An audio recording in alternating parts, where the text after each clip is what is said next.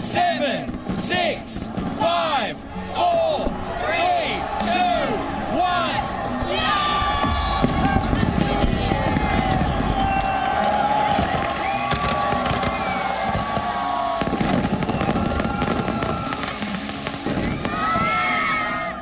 नए साल के दस्तक देते ही दुनिया भर में जश्न की शुरुआत हो गई और हम आपको जश्न की सबसे पहली तस्वीर दिखा रहे हैं न्यूजीलैंड के ऑकलैंड से।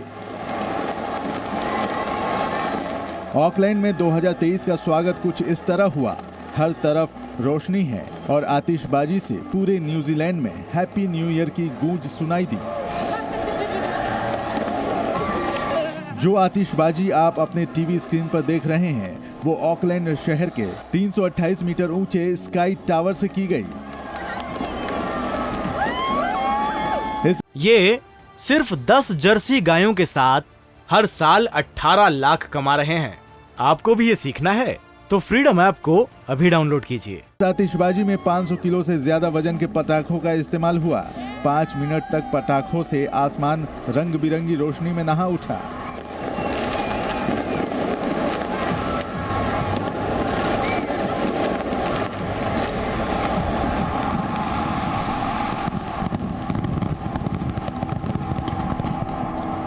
ऑस्ट्रेलिया के सिडनी शहर में भी नए साल का स्वागत अद्भुत आतिशबाजी से की। मशहूर हार्बर ब्रिज पर 184 जगहों से 7000 इफेक्ट्स के जरिए आतिशबाजी का शो किया गया। सिडनी के ओपेरा हाउस से भी 2000 से ज्यादा पटाखे जलाए गए। इन तस्वीरों में आपको नए साल की भव्यता देखने को मिलेगी।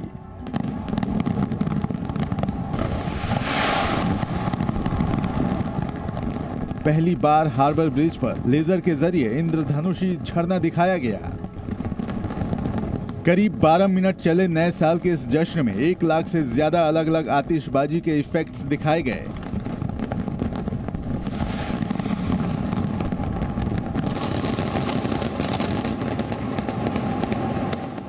नए साल का स्वागत करने में थाईलैंड भी पीछे नहीं रहा। थाईलैंड की राजधानी बैंकॉक में चाओ फ्राया नदी पर आतिशबाजी की गई और दुनिया भर से आए लोगों ने नए साल का जश्न मनाया।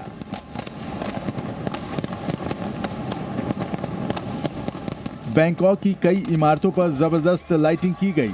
लेजर शो का भी आयोजन किया गया।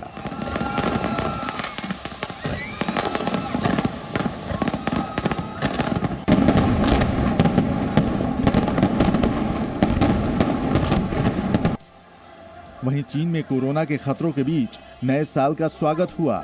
लोग मास्क पहनकर शॉपिंग करने निकले। सभी ने रंग बिरंगे गुब्बारे उड़ाकर नए साल का जश्न मनाया। चीन में नए साल के जश्न को देखकर ही कोविड गाइडलाइंस में ढील दी गई थी। लोगों की मुस्कुराहट बताती है कि वो इस मौके पर कितने खुश हैं। पिछले साल कोरोना के ओमिक्रॉन वेरिएंट ने इसी जश्न को फीका कर दिया था। ये शानदार तस्वीरें हैं ताइवान की, जहां बड़े ही स्टाइल और स्वैग के साथ नए साल का ग्रैंड वेलकम किया गया। नए साल पर ताइवान के ताइपेई शहर में जबरदस्त जश्न मनाया गया। ताइवान की सबसे ऊंची इमारत इस तरह आतिशबाजी और जगमग पटाखों के बीच रोशन नजर आई। ताइवान का आसमान रंग बिरंगी रोशनी से जगमगा उठा। खास बात यह रही कि लाइटिंग के शो के साथ म्यूजिक भी जोड़ा गया।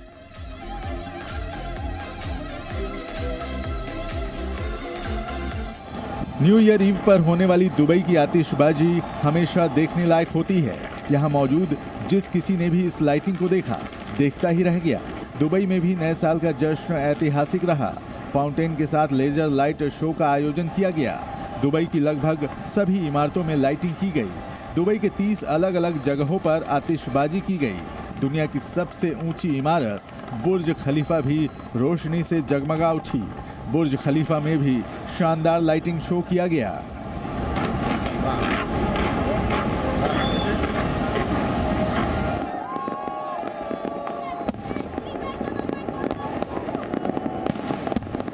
आतिशबाजी के साथ नए साल के जश्न की शुरुआत ग्रीस की राजधानी एथेंस में भी हुई। एथेंस के दुर्ग की इस आतिशबाजी ने लोगों का मन मोह लिया। ग्रीस में नए साल पर रोशनी की परंपरा काफी पुरानी है।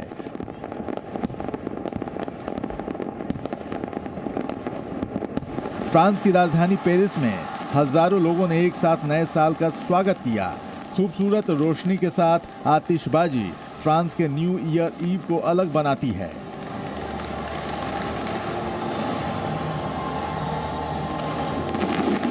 अब आप जर्मनी की राजधानी बर्लिन की इन तस्वीरों को देखिए। इन रंगों में एक उल्लास है, उत्साह है और साथ में है नए साल पर नई उम्मीद की किरण। अमेरिका के न्यूयॉर्क के मशहूर टाइम्स स्क्वायर पर बॉल ड्रॉप टेस्ट किया गया। इसे देखने के लिए हजारों की तादाद में लोग पहुंचे और न्यू ईयर का स्वागत किया। ब्यूरो रिपोर्ट, जी मीडिया।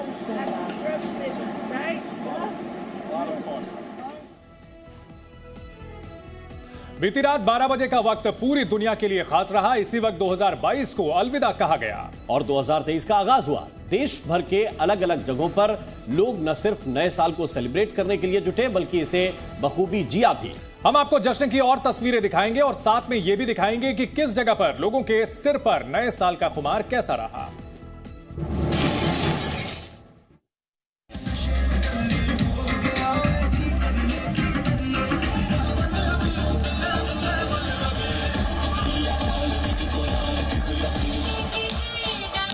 Ten, 9, 8, 7, 6, 5, 4, 3, 2, 1, 0। और भारत ने साल 2023 का कुछ इस अंदाज में स्वागत किया। दिल्ली से लेकर मुंबई तक, गोवा से लेकर जयपुर तक और कोच्चि से लेकर मनाली तक हर शहर में न्यू ईयर का सेलिब्रेशन देखते ही बना। रात के 12 बजते ही गोवा में मौजूद लोगों की खुशी का ठिकाना नहीं रहा।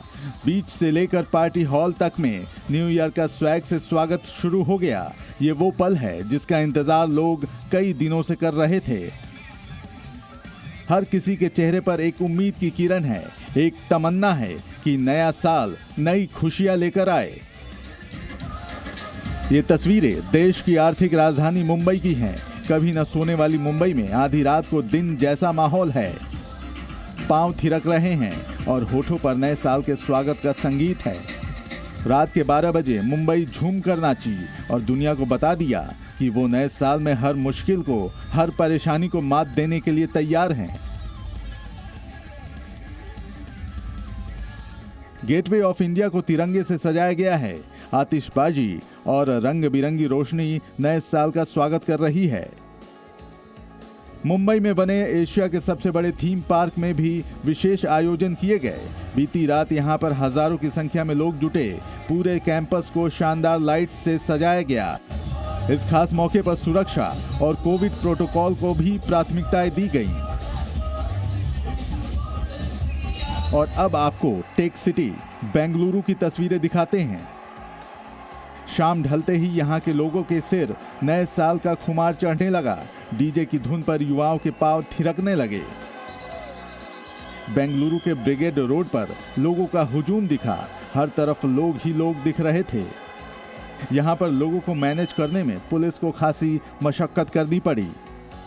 पुलिस ने पहले से ही गाइडलाइन जारी कर दी थी कि रात के 1 बजे सारे कार्यक्रम खत्म हो जाने चाहिए, लेकिन लोगों को घर भेजने में पुलिस को काफी परेशानी का सामना करना पड़ा। नए साल में सिर्फ कैलेंडर ही नहीं बदलता, तारीख वाले कॉलम में बस 22 की जगह 23 नहीं लिखेंगे। उसके अलावा भी बहुत सारी चीजें बदल सकती हैं।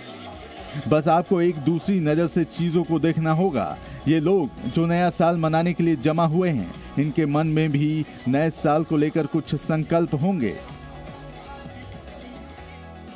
देश की राजधानी दिल्ली ने भी नए साल का जश्न शानदार तरीके से मनाया। लोग इंडिया गेट पर इकट्ठा हुए। कैनॉट प्लेस में भी लोग नए साल पर जुटे। हालांकि यहां पर पुलिस की ओर से पाबंदियां लगाई गई थीं कि कहीं कोई अनहोनी न हो जाए। दिल्ली पुलिस के कमिश्नर संजय अरोड़ा ने अपने पूरे स्टाफ को नए साल की शुभकामनाएं दी। शिमला में सैलानियों का हुजूम उमड़ा है। नए साल के जश्न के लिए यहां शाम से ही लोगों का जमावड़ा शुरू हो गया। हर साल की तरह इस साल भी शिमला में लोग छुट्टियां मनाने पहुंचे हैं। मसूरी में भी सैलानियों की भारी भीड़ नए साल के जश्न के लिए पहुंची। लोगों के बीच न्यू ईयर को लेकर काफी एक्साइटमेंट देखने को मिली।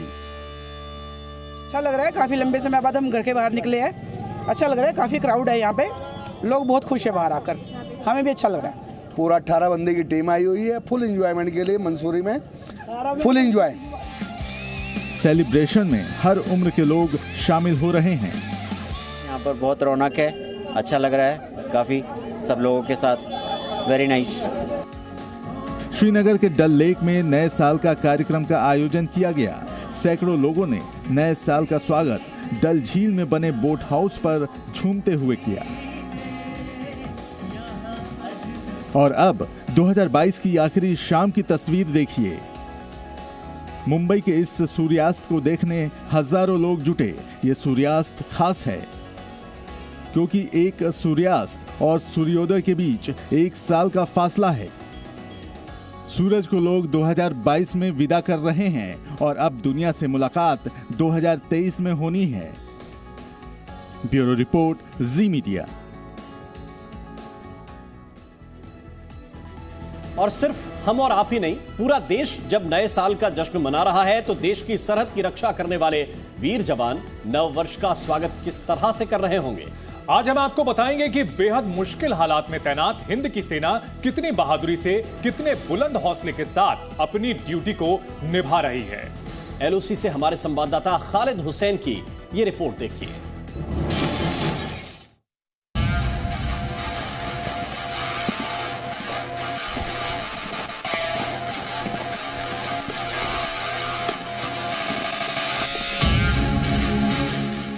समुद्र तल से 10,400 फीट की ऊंचाई, 10 इंच मोटी बर्फ की चादर और -20 डिग्री तापमान।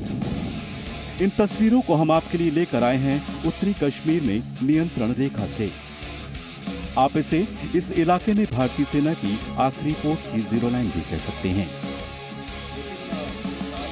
हम आपको यहां पर तैनात सेना के शूरवीरों की जुबानी सुनाएंगे, लेकिन पहले आपको बता दें कि साल 2022 को सुरक्षा बलों के लिए एक कामयाब साल की तरह जाना जाएगा।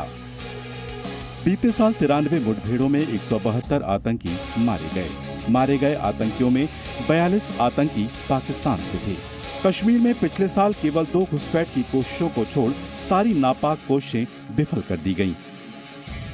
करीब 20,000 किलोमीटर की दुर्गम चढ़ाई चढ़ने के बाद हमने देखा कि ये जवान कड़ाके की ठंड में नियंत्रण रेखा पर पेट्रोलिंग कर रहे हैं और कुछ जवान बंकर से दुश्मनों पर नजर बनाए हुए हैं।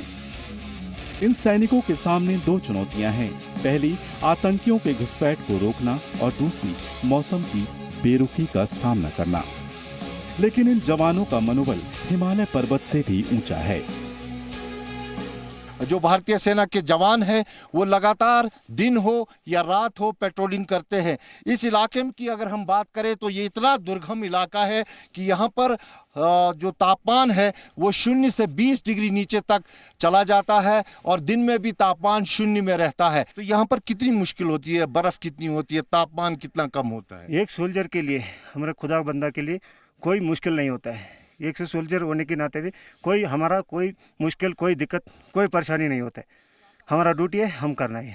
मतलब ये सक्षम है कि कुछ भी हो जाए दुश्मन को अंदर आने नहीं देंगे, किसी को भी अंदर आने नहीं देना। हमारा सीमा के अंदर कोई भी दुश्मन को घुसपैठ करने नहीं देना, ये हमारा मकसद है। इस पूरे इलाके में सर्दी का असली मौसम अभी आना बाकी है। भारी बर्फबारी के बाद हिमस्खलन का खतरा भी काफी बढ़ जाता है।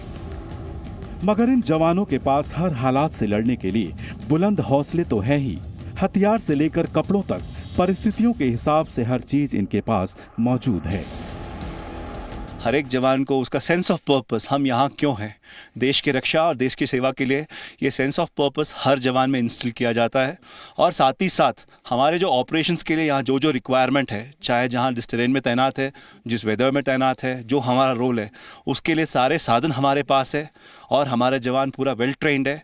और जो भी टास्क के लिए हमारा जवान वेल ट्रेंड है और दुश्मन के चाहे कोई भी इरादे हो उसको नकार करने के लिए और उसको डिफीट करने के लिए हम तैयार हैं। इन क्षेत्रों में जिन सैनिकों को ड्यूटी पर भेजा जाता है उन्हें पहले से प्रशिक्षित किया जाता है ताकि ये मौसम के साथ अभ्यस्त हो सकें। अत्यधिक ठंड से बचाने के लिए सर्वश्रेष्ठ शीतकालीन गियर इन्हें दिए जाते हैं। इन फौजियों के लिए इन परिस्थितियों से बचना आसान नहीं है, लेकिन देश के लिए प्यार और सेवा भाव से हर मुश्किल आसान बन जाती है। हम यहाँ पर देश की रक्षा के लिए तैनात हैं और यही हमारा धर्म है। हम इसके प्रति 24 घंटे 7 दिन 365 साल के 365 दिन हम इस काम के प्रति समर्पित हैं। और चाहे बर्फ हो, पानी हो, गर्मी हो, उससे हमें फर्क नहीं पड़ता। सेना के ये जवान इन इलाकों में हर 6 घंटे के अंतराल पर फेंसिंग पर गश्त करते हैं। चाहे दिन हो या रात, ये सिलसिला नहीं रुकता। लक्ष्य केवल एक ही है, चाहे जान चली जाए पर दुश्मन देश की जमीन को छू ना सके। ये जो फेंस है, इसको जो गार्ड करते हैं उन जांबाज सिपाहियों के कारण, क्योंकि 24 घंटे इस फेंस को गार्ड किया जाता है।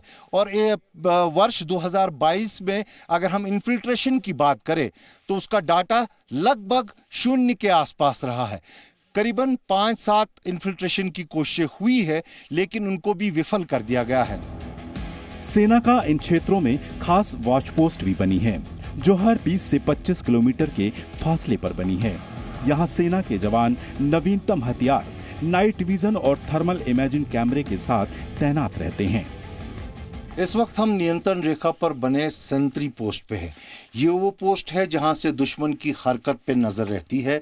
यहाँ पर वो नवीनतम उपकरण और सोफिस्टिकेटेड वेपनरी भारतीय सेना के जवानों को दी गई है, जिससे वो दुश्मन को वहीं पे रोकते हैं और इस तरफ आने नहीं देते हैं। मैं आपको बताना चाहता हूं, यहाँ इस तरफ देखिए आप, संतरी जो लगा हुआ है इसके हाथ में एक सोफिस्टिकेटेड वेपन है और सामने जो है पाकिस्तान का रिज है और वहीं से घुसपैठ की कोशिश होती है।